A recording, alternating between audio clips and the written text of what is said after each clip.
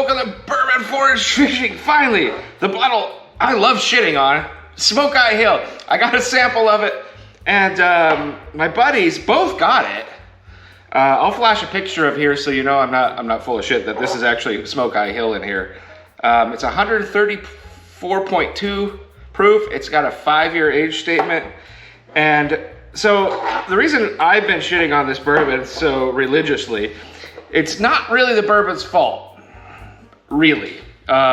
It got ranked very high, #1, I think, in the Ascot Awards, which is, what's his name, Gimmick, over, I think it was the 23 George T Stagg, and basically it sort of seemed like a whole gimmick to sell Smokeye Hill bottles, which a lot of people took offense, weren't impressed with that sort of sales gimmickry. It was obviously propped up and placed over George T Stagg. Nowhere in any universe is a 5-year NGP going to beat a George T Stagg. That's just not happening.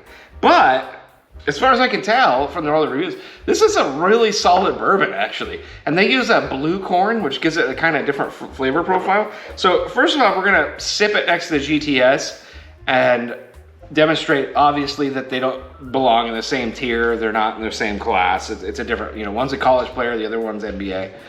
But I'm actually curious where I would rank this in terms of, is it like a good ECBP? Is it like a Stagg Junior level, E.H. Taylor? What else? Maybe a Jack Daniel's 12-year? I'm gonna put it next to some other stuff and just kind of see where it fits in my hierarchical. Because, it might be a pretty decent barrel proof that I want on my shelf. So, okay, it smells, I've been drinking very old stuff. It smells very young, very sweet. There's that sawdust oakiness from very young wood that you get.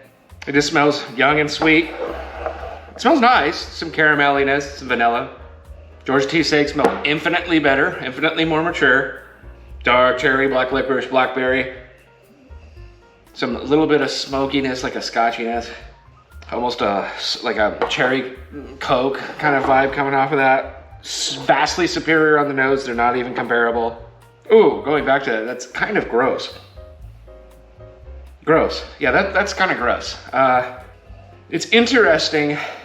When you put a 5-year next to a 15-year, it just no, right? Just no. Yummy. Yeah, just vanilla and caramel, very, very sweet up front. There's way too much young wood that I'm tasting, sawdust, and like sprucey pininess that you get from underage bourbon. It's an underage bourbon. But the caramel and vanilla are nice. And then, I'm assuming it's the blue corn. It kicks into like an interesting, savory, like nutty cornmeal kind of thing. Like a corn tortilla or a corn meal. Towards the beginning of the finish, towards the end of the mid. And it's really nice. Super crushable. There's nothing wrong with this Smokeye Hill. There's nothing wrong with it.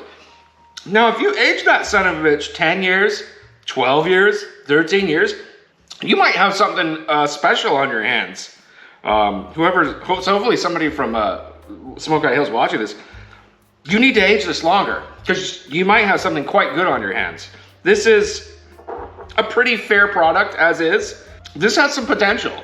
Like, this isn't your typical BS startup bourbon that, just isn't good, which is like 99% of them. This might actually amount to something. Next to the George T Stagg. Oh my God, the nose is just blowing my mind next to the Smokeye Hill. It's like an orgy of blackberry and cherry and like raspberry and strawberry. It's just a berry bukkake. It smells so much better. Holy shit. It's me berries. It's absolutely phenomenal. Every berry you can think of, just blast it on your face. Jesus Christ, that's good.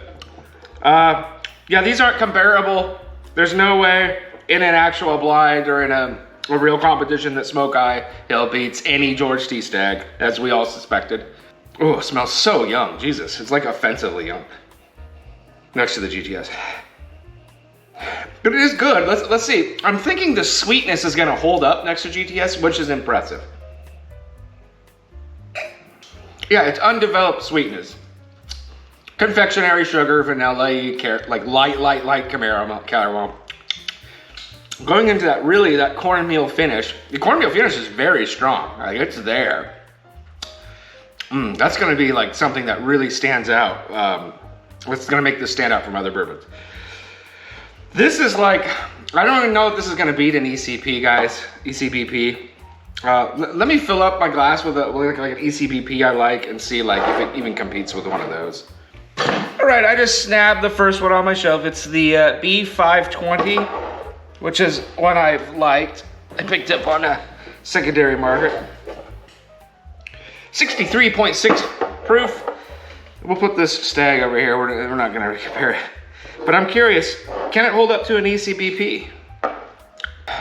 Caramel candy bar. Peanut and caramel all day. Very candy bar-ian. Heaven Hill typical. Smells very well aged. This is a 12-year. Yeah, just a blast of sawdust and wood. Very young, very pitchy. This tastes like sawdust, smells like sawdust and pitch. There's a little bit of like developedness underneath, but this bourbon hasn't even like started to develop. You can take it just has not started to develop. It's still a juvenile. It's still in elementary school. Confectionery sugar, cornmeal finish. Let's try it next to a Heaven Hill product. B20 ECBP. Yummy. ECBP is better. There's peanut, there's caramel, there's nougat. Ooh, there's some heat there. Whew, drink's a little hotter than the Smokeye Hill. That surprises me. It's more rounded. That young woodiness, that pitchy oakiness is gone. It's a very well developed bourbon. That's just a delicious candy bar in your mouth. Yum. Smokeye Hill. Now, I will say that what Smokeye Hill is doing right here is the sweetness. It's holding up. It might even be sweeter than an ECBP, but it's holding up sweetness-wise. So it's got, like I said, it's got some stuff going for it. Yeah, next to the ECBP, it's just a blast of sweetness, undeveloped sweetness, white sugar, confectionery sugar, powdered sugar, and then cornmeal. It's a two-hit wonder. The cornmeal is definitely way more developed than the other stuff. The ECBP is substantially better, but it's been in the barrel 12 years longer. So yeah, ECBP is better. But Smokeye Hill's impressed me in terms of what it could be. If I worked for Smokeye Hill, I would every year be increasing the age statement. You should be able to do some kind of program where you're shifting stuff off, releasing stuff, and every year the stuff that's gone off is waiting a year longer and longer, especially as the whiskey market kind of slows down here. After 4 or 5 years, you can get yourself an 8 or 9, 10-year product. You might have something special here. So Smokeye Hill is not a complete piece of shit. So rest assured, they've got something going on here, and I like it, and I can see why people give it pretty decent reviews. Is it at ECBP level? No, there's just not enough age on it. You can just a total lack of complexity. Is it at George T Stagg level? That's clown shit. No, it's not. But boy, for a 5-year, it does way better than it should. It really does. So hopefully you enjoyed this little mashup here, this little tasting. You've been watching Bourbon Forage Fishing. Thank you and take care.